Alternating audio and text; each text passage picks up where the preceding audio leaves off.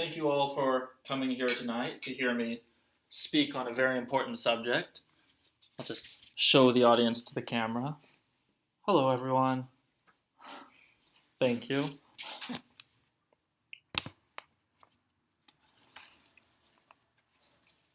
Oh. Time to begin.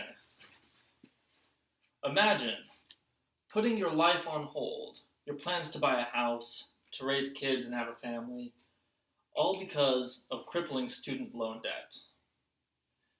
Maybe you don't have to. Maybe you're like me, pursuing a higher education. That was just the chimney sweep. Pursuing a higher education so that you can have a career you're passionate about and explore your full potential. But tonight I'm here to persuade you that the mountain of student debt in our country has grown to such a large amount that it affects us all, not just the individuals who bring it on themselves, but our country as a whole. I'm going to tell you about the problem of student loan debt and how it's affecting our nation's potential. I'm going to talk about the economic forces that have caused it, from high tuition rates and unforgiving loan practices. And I'm going to tell you about a plan I have to fix it. From their pursuit of a higher education, America's college graduates enter the workforce with a huge financial burden. According to the Institute of Education Sciences, more than 66% of college graduates graduate with debt, and that debt averages $30,000 per person. The amount easily doubles, the principal amount easily doubles over time when you consider that they have to pay interest on it. So $30,000 goes to $60,000, and you pay it for year after year, decade after decade. The current U.S. debt of student loan debt is $1.3 trillion. To put that in perspective, that's roughly 20% of the amount of money that caused the economic crisis in 2008 with the failure of the subprime home mortgage loans. 20% may not seem like a big deal until you realize the rate of increase of student loan debt in our country. From 2004, it has risen from $260 billion to $1.3 trillion now. That is a staggering increase of 500% in 11 years.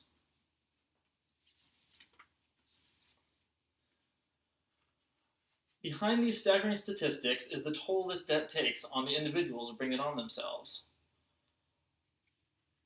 Not only are their plans put on hold, but instead of focusing their attention on what they want to do next, they have to focus their attention on how they're going to just break even on their education and their career.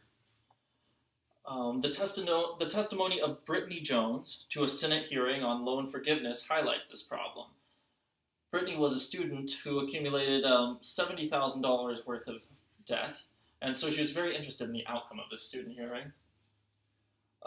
As she said, student loan debt has been the driving force for my decisions for the last 8 years, and will continue to be for the next 25 years on my current payment plan, well into the years I should be planning for retirement. Now that I have explained to you what the problem is, let's talk about what caused it. In a report by Bloomberg News, college tuition has increased 1,200% since 1980. That's adjusting for inflation.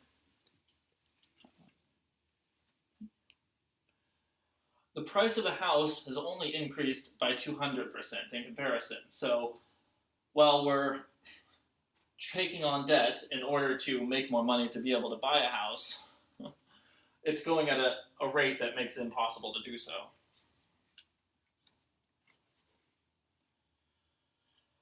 On top of that is the fact that a college degree is now considered more important than ever for many professions. With demand for a college degree up and tuition up, the cost of getting a student loan has also increased. This is where lenders come into play. While government financial aid can usually cover a small percentage of what a student is getting, if they're pursuing their full bachelor's degree or any degree beyond that, they usually need to seek out some other form of payment, and so they turn to private lenders. And the private lenders often require interest rates of as much as 18%, which is almost double what you'd ever pay for a car or for a home mortgage. And the reason why they charge this is because they can, because they know that the demand for an education is so high.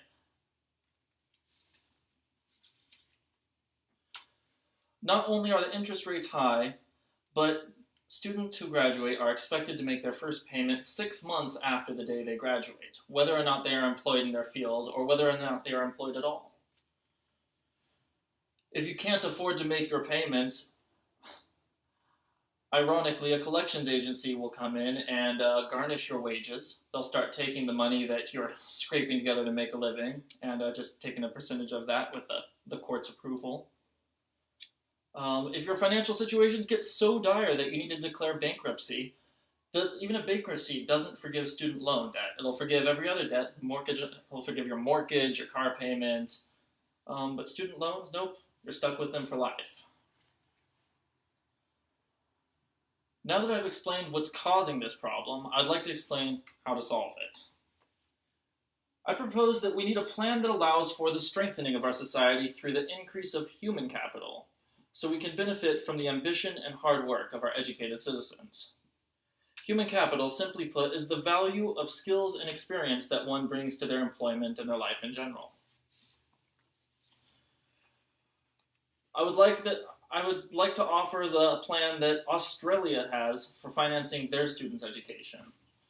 In the article by economist Shiyas Ko, titled "A Look at the American versus Australian Student Loan System," he explains how a student who uses loans only has to pay once their income has reached $51,000.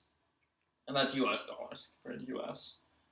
What that means is they're given a chance to get on their feet, start their career, and start planning for the future. Furthermore, the interest rates on Australian student loans never exceed the rate of inflation, which means that you're only paying back the value of what you took. With a system like this, our brightest minds can focus on making a better future instead of on making high monthly payments. You may think that people need to be responsible, that they need to pay what they agreed to, pay what they owe, including interest. But I would argue that making a business out of the education of our citizens is not a practice we want to adopt. That the value of people reaching their full potential and contributing to our society far outweighs any short-sighted monetary gains. In conclusion, I have explained the problem of student debt to you guys, how it's caused by unforgiving loans in an environment of inflated tuition prices, and I've given a system that we can use to solve it. I hope you can see the validity of my solution. To quote philosopher and scholar Noam Chomsky, students who acquire large debts putting themselves through school are unlikely to think about changing society. Thank you. So, your computer closed, and I'm hoping it recorded. You're all hoping it recorded too?